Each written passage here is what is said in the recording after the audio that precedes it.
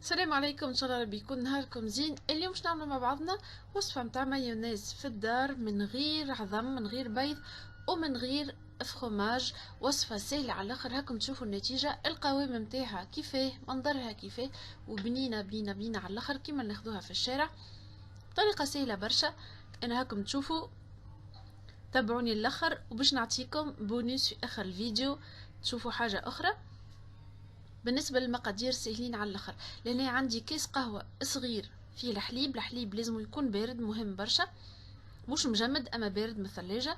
وعلى كيس الحليب باش نحط عليه زوز كيسان زيت، يعني نصف كمية الزيت هي كمية الحليب.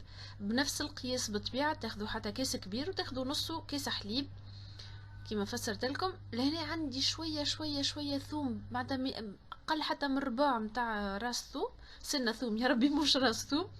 باش نحط عليهم شوية ملح، باش نحط عليهم مغرفة كبيرة خل، مهم ياسر راهو الخل في الوصفة هذية كما تشوفوا. وباش نعصر عليهم شوية قرص. الوصفة هذية اللي فيها لا فيها جبن، خاطر جربت انا المايونيز بالجبن، المطعم تاعها الحقيقة ما عجبنيش حتى طرف، لا مش ما عجبتنيش، ما نعرفش سبحان الله كل واحد كيفاه.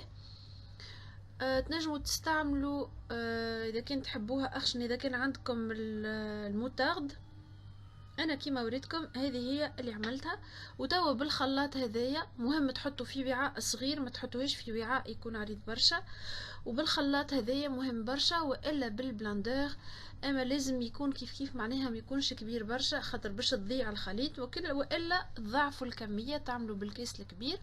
قربت لكم الكاميرا باش تشوفوا، راهي فيسع معناها تقريبا دقيقتين بالتخليط وتكون حاضرة. وكل ما تزيد تخلطوها كل القوام متاعها يزيد معناتها تشد روحها، اما تخليوهاش تشد روحها برشا زيادة. نجموا تحضروها في اخر وقت كما تشوفوا، معناها فيسع ما تحضر باش تاكلوا معاها البطاطا متاعكم، والا اذا كان باش تعملوا ساندويتشات. المايونيز متاعي حضرت كم تشوفوا، معناها حاجه فيسعة على الاخر وبنينه. ومطعم الثوم ما تتفاجئوش، اما راهو مش باش تجي معناها فيها مطعم قوي متاع ثوم، معناتها تحسوا بالحق معناها كيما المايونيز هاكا. شوفوا القوام متاعها كيفاش،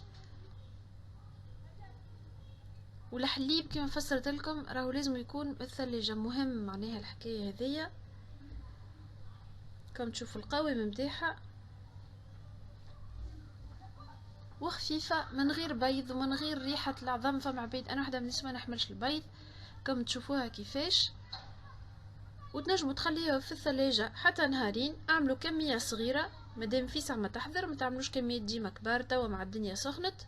توا انا قسمت الكمية اللي عندي زوز باش نوريكم فيديو بونوس باش نعملوا صوص ثانية بنفس الوصفة بنفس الطريقة. انا قسمتها على زوز باش نعمل صوص ساموراي، تكون هذيك الصوص لورانجي شوية في لي ساندويتش، نزيد عليها الهريسة.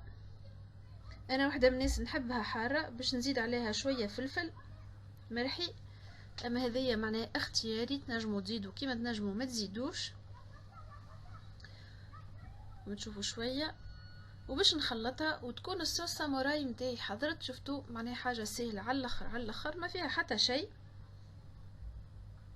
ويكونوا عندي دو صوص في الصيف نستحقوهم للسلطه، للبطاطا، للساندويتشات، اللي تحبوا عليها الكل. ان شاء الله يا ربي الوصفه عجبتكم، وان شاء الله يا ربي تجربوها وتخليوا لي تعليقاتكم. وبالطبيعه لو كان مازلتوا ما اشتركتوش، ان شاء الله يا ربي تشتركوا في القناه وتفعلوا خاصه الجرس باش ديما تشوفوا اي حاجه جديده نحطها. وبارك الله فيكم الكل. انا توا نخليكم ان شاء الله يا ربي تجربوا الوصفه، وملتقانا قادم ان شاء الله. والسلام عليكم ورحمه الله وبركاته.